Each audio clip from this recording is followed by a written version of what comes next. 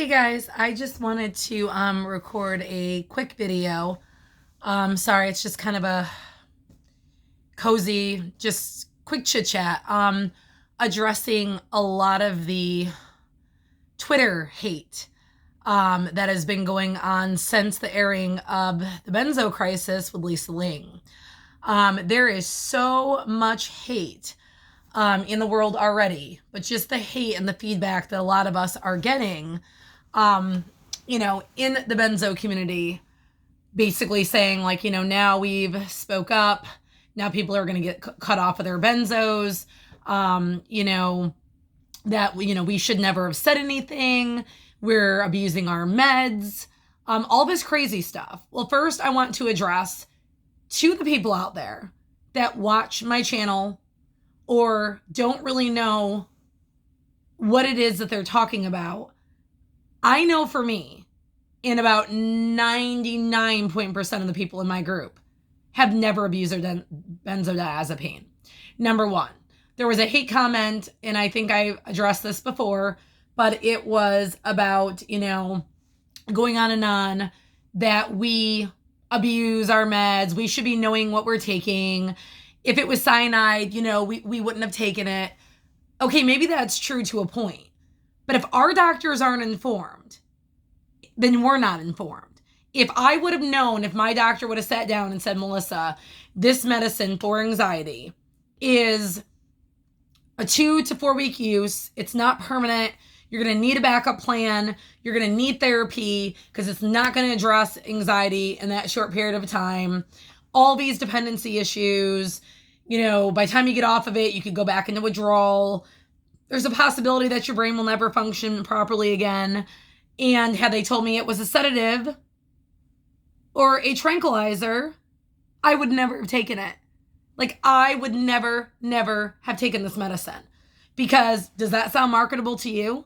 Hey, you want me to prescribe you a tranquilizer but you can't sleep? No, it doesn't.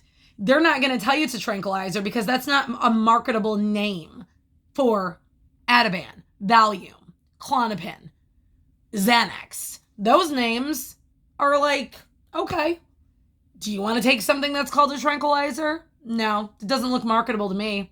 It doesn't look marketable to anybody. So I'm really tired of people who've never been on a benzo to insinuate that we abused our medicine. I don't abuse alcohol. I don't abuse drugs.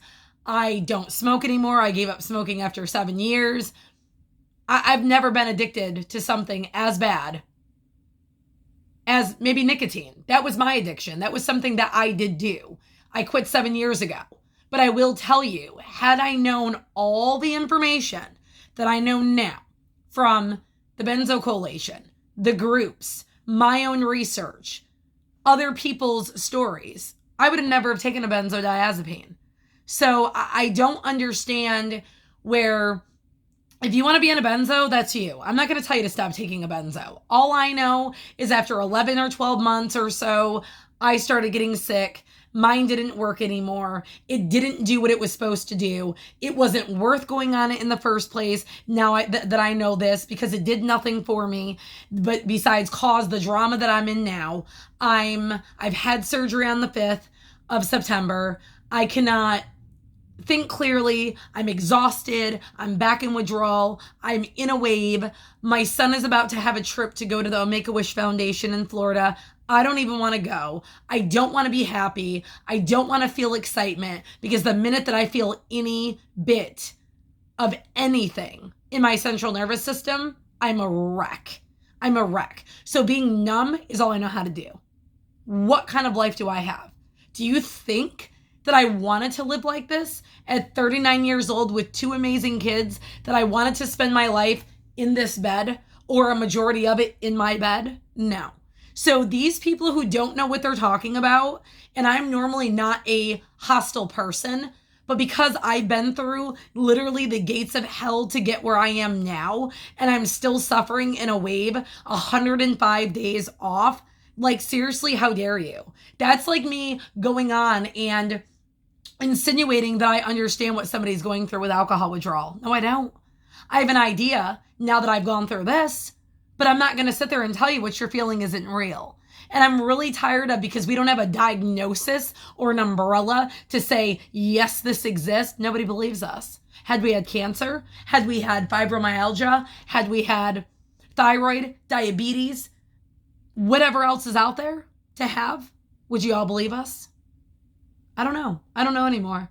I'm just disgusted with the world, because judging and putting everybody in a box based on, Xanax, partying, drinking, that isn't what any of us did, unfortunately. We took our med as prescribed, like a blood pressure pill. Some of us, like myself, took my med as needed. I didn't even take it every day. And I'm still here. I'm still here with the rest of everybody else. These drugs do not discriminate. They do not. They work until they don't work anymore. But while they work, they change who we are, what we are, and how we feel. And those feelings, do they ever come back? I don't know. And I'm sorry, y'all, but this is a negative video.